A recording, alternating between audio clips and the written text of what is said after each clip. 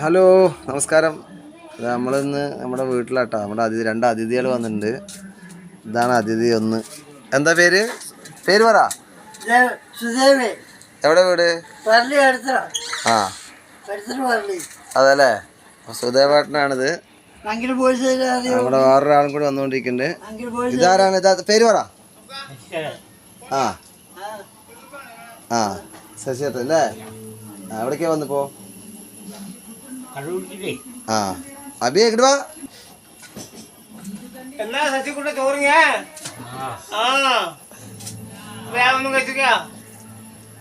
ചാറ് വേണ്ടേ? കൂട്ടാൻ വേണ്ട? അപ്പൊ നമ്മുടെ വീട്ടില്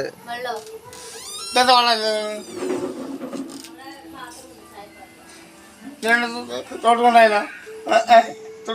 ഓക്കെ.